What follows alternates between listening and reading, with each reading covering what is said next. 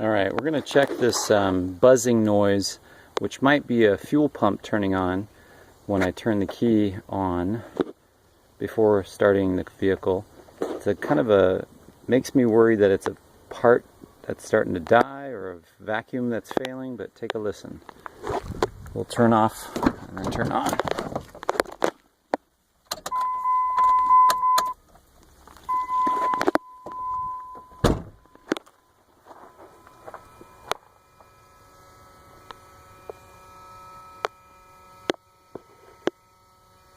And then it stops and you hear a kind of a click over here in the fuse box, like the relay turned off or something.